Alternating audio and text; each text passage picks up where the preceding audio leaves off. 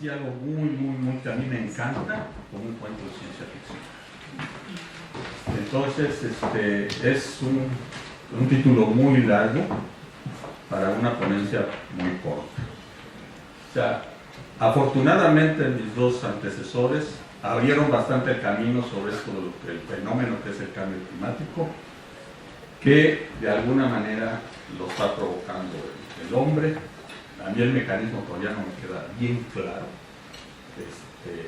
Y bueno, vamos a tomar en cuenta que sí está existiendo el cambio climático, que la variabilidad climática, o sea, para una variabilidad climática, como dijo el doctor Aguirre, no es como para que sea eso, sino más bien por un sistema antropogénico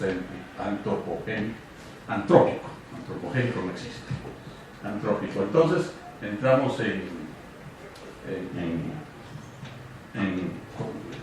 materia y vamos a empezar con las condiciones ambientales. Yo no me voy a ir a todo el planeta, no lo voy a ver desde el punto de vista planetario como lo vio la doctora Oswald, o de todos los océanos, o el océano grande del 70 y tantos % de agua alrededor de la Tierra. Yo voy a un lugar muy pequeñito, ahí, entre el Pico de Orizaba, el Cofre de Perote y el Golfo de México, que es la zona central del estado de Veracruz. Esta zona es una zona muy especial porque en escasos 100 kilómetros de viaje horizontal sube hasta 5.500 metros en la altitud. Entonces tenemos un gradiente topográfico extremadamente abrupto y en el cual encontramos todo tipo de climas, todo tipo de vegetación, todo tipo de muchas cosas. Entonces ese es un lugar excelente como para ver muchos efectos del cambio climático, por ejemplo, qué efecto van a tener, por ejemplo, sobre la biota, en particular sobre la flora, probablemente sobre la fauna, sobre productos cultivos, el café principalmente. Entonces vemos estas condiciones ambientales que son cambiantes en ese gradiente topográfico. Muchos dicen que la altitud es una variable, que no sé qué puede ser, pero no es cierto, la altitud no es la variable, sino es esa condición ambiental que está cambiando. Cuando nosotros estamos subiendo esa vertiente, nos está cambiando la temperatura, nos está cambiando la lluvia, nos está cambiando todo lo que sería como si estuviéramos hablando de un cambio. Eso va a afectar funciones fisiológicas, no solamente de nosotros. Acuérdense, muchas veces cuando salimos de una temperatura nos vamos a otra, digamos, toda la gente que vive en Veracruz se va a Perote, va a sentir un frío espantoso. Con nosotros, cuando vamos a Acapulco, por ejemplo, sentimos un calor espantoso, está afectando funciones fisiológicas, empezamos a sudar en Acapulco, etcétera. Nos está afectando. Y no solamente a nosotros, también a todos los animales y a las plantas en particular. Recuerden que las plantas tienen una característica de que no se pueden mover como se mueven los animales. Sí se mueven, pero no como los animales. Entonces, plantas, porque a mí me encantan las plantas, me fascinan los árboles, es lo que a mí me gusta estudiar, es una de las partes que yo he desarrollado en el Instituto de Ecología. Y eso, pues tenemos en estas diferentes altitudes, tenemos estos cambios de clima que yo les mencionaba, tenemos variables ambientales como la radiación fotosintéticamente activa, la presión, la temperatura, la humedad relativa, etc. Todas estas variables climáticas, o como dijo el doctor Aguirre, tiempo, o el estado atmosférico, ¿no? Entonces, esas variables ambientales desde el punto de vista de la atmósfera. Esto nos puede llevar hacia una aclimatación y adaptación, como estaba hablando la doctora Oswald, que nos decía que había que ir hacia la adaptación. Entonces aquí son gradientes en donde podemos estudiar muy fácilmente lo que sería la adaptación. Y todas esas diferentes altitudes, cómo pueden estar de alguna manera modulando las condiciones ambientales y por ello las funciones fisiológicas, y finalmente vamos a hablar de una plasticidad. Todos tenemos una plasticidad, es decir, nosotros estamos viviendo a una presión de una atmósfera en Veracruz, nos trasladamos a Ciudad de México y enseguida tenemos un cambio que es la diferencia de oxígeno y empezamos a producir glóbulos rojos para que nos lleven el oxígeno necesario a que el cuerpo siga funcionando. Con las plantas pasa exactamente lo mismo. Hemos visto, por ejemplo, que no ha ido viajando en este gradiente que yo les menciono, en el cual vemos en que va cambiando la vegetación conforme vamos bajando o conforme vamos subiendo. Hay lugares, por ejemplo, donde está el bosque de pinos, que llega un momento en donde vemos una gran distribución de bosque de pino, pero si seguimos bajando, lo empezamos a ver ya engasado con los cuerpos, con los encinos, seguimos bajando y ya está el bosque mesófilo, ya nos vamos. Entonces, hay una gran plasticidad de todas esas plantas.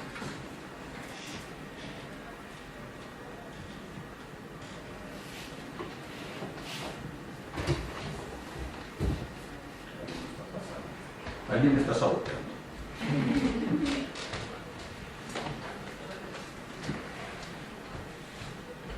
Bueno, entonces, con esto vamos hacia, les decía, a ese pequeño lugar en donde nosotros podemos ver qué efecto puede tener el cambio del uso del suelo, en este caso por agricultura y ganadería. No hay que olvidar que el estado de Veracruz es uno de los estados per se agrícolas y ganaderos. Si me hablan de Duarte, eso es otra cosa, Entonces, el efecto en el cambio del uso del suelo es muy importante. Eso lo podemos ver también en las ciudades, ese cambio de uso. Tenemos los aspectos bióticos, abióticos, en el cual vamos a tener una pérdida de la biodiversidad, porque solamente estamos cultivando algunos cultivos selectos o estamos utilizando un ganado selecto también, entonces tenemos una pérdida grande de la biodiversidad, vamos a tener una erosión del suelo, pérdida de nutrientes, pérdida de fijación de nitrógeno, y vamos a tener por otro lado tanto un microclima como un clima regional, en el cual esto es siempre la pregunta: ¿cómo va a ser ese cambio? Y eso es lo que nos ocupa hoy en día, saber cómo van a ser esos cambios, porque de ello depende todas las estrategias que se tomen en cuenta para que llevemos hacia una mejor producción. Entonces, una de las cosas que está pasando en este lugar es, tenemos un cambio de clima local, que puede ser producido por la deforestación más el cambio climático global. Es decir, aquí el efecto del cambio climático global, el efecto de la temperatura del océano, como decía el doctor Aguirre, puede estar afectando de alguna manera esta zona, que realmente es, como decirlo así, de litoral. Son solamente 100 kilómetros que están dando la cara hacia el Golfo de México. Pero ahí vamos a tener un cambio en el clima local debido a la deforestación. Tanto la doctora Oswald como el doctor Raúl Aguirre nos hablaron de estos balances de energía que tenemos. Entonces lo que vamos a tener ahí es precisamente una deforestación, que vamos a tener un incremento en el flujo de calor sensible. El flujo de calor sensible no es más que calentar el aire, o sea, nos produce calor que sentimos, un incremento en la capa de mezcla. La capa de mezcla es la superficie a donde llega la base de las nubes, que puede ser más baja o puede ser más alta, y la está modulando este señor, que es el flujo de calor sensible. Con ello va a aumentar la base de las nubes y puede haber un mayor transporte de humedad a sotavento. Es decir, el agua que se podría quedar en la parte de barlovento de las montañas se va a ir hacia sotavento, es decir, en este caso hacia el estado del Puebla. Vamos a tener una menor concentración de humedad a barlovento, mayor frecuencia de precipitación y nieblas a sotavento.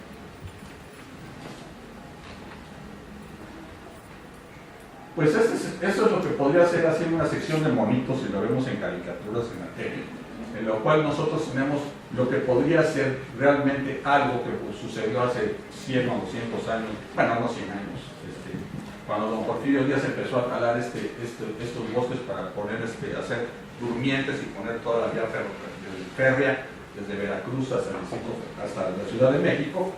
Teníamos entonces esto que podemos ver, tenemos el bosque de niebla, un flujo de calor sensible pequeño, de evaporación del mar, viento húmedo.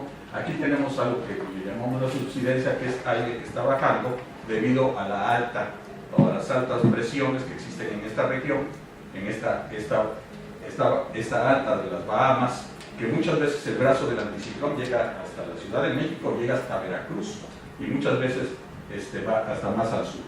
Entonces, acá tenemos el mayor caldeamiento del aire, ya no tenemos el bosque de miel, aquí era lo que estaba. Entonces, antes teníamos nuestro estrato nuboso aquí, ahora lo vamos a tener acá y posiblemente se esté viendo hacia el otro lado. Eso es en el caso que el flujo de calor sensible aquí es mucho más bajo que el de acá. Esto es un ejemplo ya a nivel muy micro en un cafetal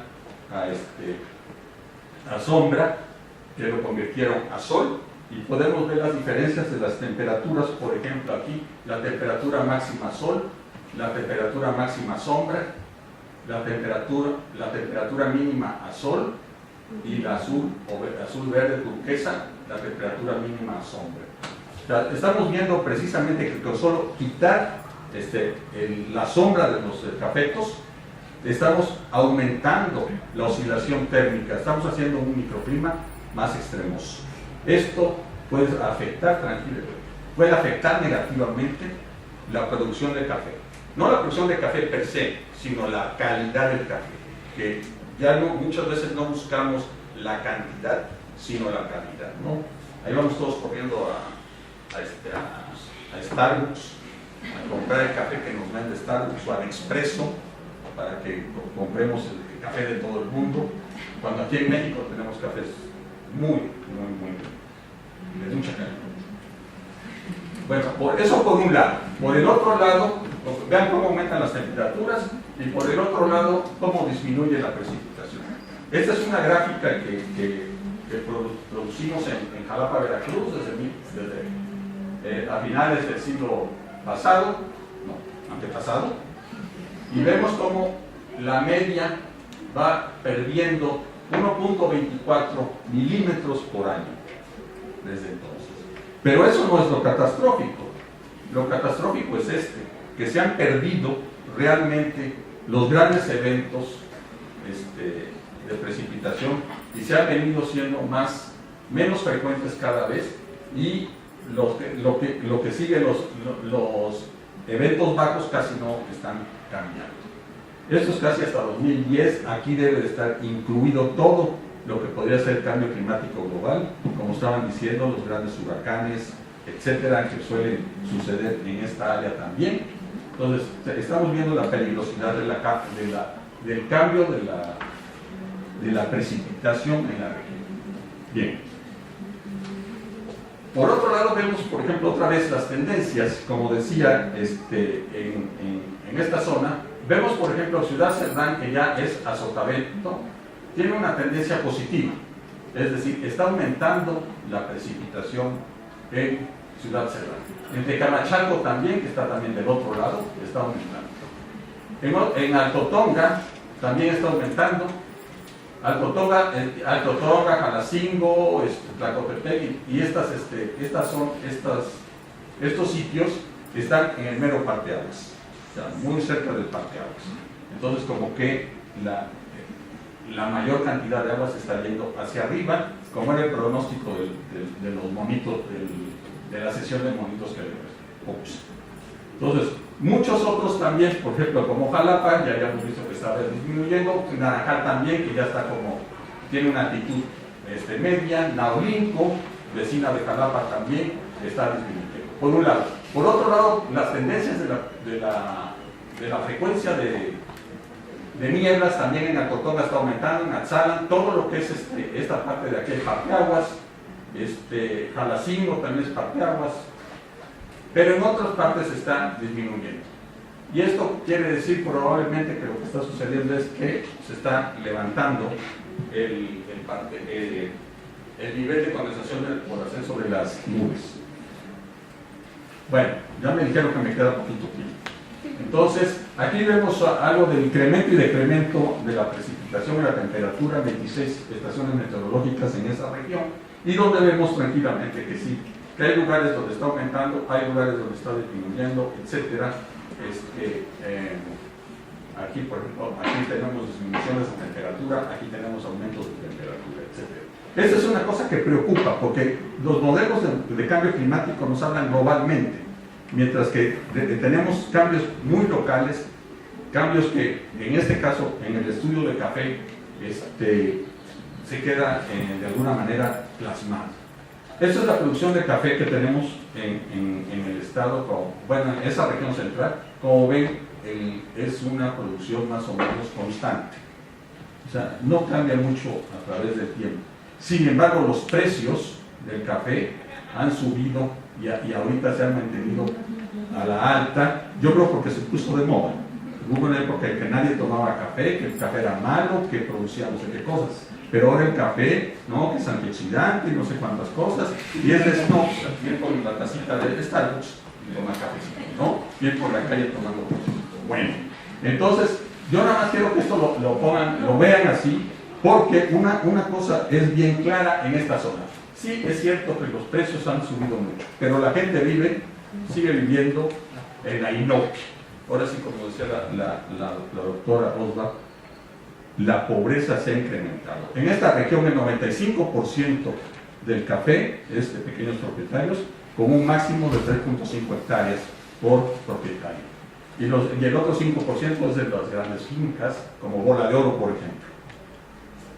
Bien, entonces, no pierdan de vista esto. Aquí, nosotros lo que nos hemos dedicado a ver no es el efecto del cambio climático, sino cuál sería la vulnerabilidad de ciertas regiones, por ejemplo, de esta zona cafetalera, qué pasaría con el cambio climático, como ya lo hablamos. Pues ahí vemos, por ejemplo, aquí vemos que los productores tenemos realmente una producción bastante buena de café. Sin embargo, hay algunas partes de esto, en este caso, por ejemplo, en Atzalan, en las minas, pues no tienen una gran propiedad y no son solamente 89 productores y el área cultivada es muy pequeña. Hay muchos que tienen una área bastante grande como en Atzalan, como en Coatepec. ¿Quién no conoce el café de Coatepec? Jalapa, bueno, toda esta zona de Jalapa, Coatepec. Córdoba, pues no tiene mucho porque se ha ido desapareciendo por otras razones. Una de las cosas que tenemos también es en esto también otras municipalidades más vulnerables es, por ejemplo, estos. Hemos visto, por ejemplo, que casi todos tienen café. Bueno, estos son los tres principales cultivos de estos lados. Nosotros tenemos un índice de marginalización, un nivel de marginalización en este tipo, y vemos, por ejemplo, el riesgo. El riesgo aquí tenemos un riesgo más alto, es un riesgo alto, este es un riesgo menos, pero siempre tenemos riesgos tanto por el aumento de la temperatura o el cambio de la precipitación. Y entonces vemos, por ejemplo, que en lugares como Atzalan, Atzacan, tenemos que la caña de azúcar ha ido disminuyendo, o sea, ha ido disminuyendo el área cafetal. ¿Por qué? Porque el cafetal, desgraciadamente, después de que Echeverría fue el presidente, él le dio mucho impulso al café, pero después de eso empezaron a tener ya muchos problemas los productores y se les retiraron los apoyos, etcétera. Y ahora hay un problema con la criminalidad, como le decía la doctora Orba. Entonces, podemos ver ahí tranquilamente cómo ha ido cambiando. Entonces, caña de azúcar, caña de azúcar, caña de azúcar. Este me parece muy bueno, mango. ¿Por qué? Todo esto nos lleva a que si vamos a cambiar el café por caña de azúcar, vamos a tener un realce de cambio climático. Como les decía, estamos viendo que la deforestación nos produce un cambio microclimático. Y si nosotros cambiamos el café por caña de azúcar, la caña de azúcar no es más que otro pasto como cualquier ganadería, y entonces tenemos este problema. Soluciones. Pues yo creo mucho que tenemos que cambiar ese paradigma del modelo de desarrollo para empezar, que esto es más economía y socioeconomía, en el cual debemos mejorar la gestación, la formulación, la aplicación y la evaluación de las políticas ambientales. En segundo lugar, es necesario determinar las zonas y comunidades más vulnerables al cambio climático, como lo había yo mencionado. Estos estudios deben estar orientados a promover la adaptación local, como yo les decía, y localizar áreas climáticas. Entonces, por ejemplo, en el lugar donde tienen mango, pues cambiemos el café por mango. Entonces, el mango, aunque sea unicultivo, pues que se deja más un bosque que un pastizal. Entonces, esa es una de las cosas. Entonces, nosotros apoyamos la idea, ¿sí?, de que esto se debe de reorientar el factor de estilo de desarrollo actual, eliminando la falsa premisa de que el crecimiento genera automáticamente desarrollo social, inclusión, bienestar y sostenibilidad. Eso también lo dijo la doctora Osman, en otras palabras. En nuestro trabajo encontramos que esta premisa es falsa. Observamos que a pesar del aumento de 700% en el valor de la producción de café, los productores no han sido afectados, ni serán afectados, ni van a mejorar su calidad de vida, ni mucho menos, van a seguir igual. ¿Cuál es la parte que a mí me gustaría ver? Pues esto, pequeños sistemas agroforestales, en este caso el Ramón, todos sabemos, bueno, no sabemos, no todos, el Ramón es el Rocín Malicastro, que es un dechado de virtudes, por un lado, y por otro lado tenemos el cedro rojo. Ambos son económica y ecológicamente importantes.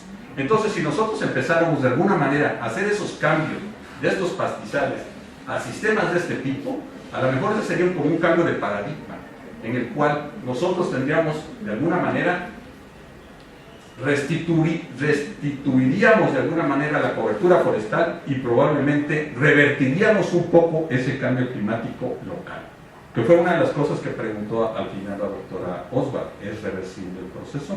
Yo creo que sí, aunque ya de biodiversidad no sé qué vaya a pasar. Entonces, bueno, pues el cambio climático ya es un hecho, ¿no? Entonces, ahora lo que necesitamos realmente es un cambio de mentalidad global para combatir. Definitivamente, si no lo hacemos, esto va a continuar. No, somos extremadamente depredadores.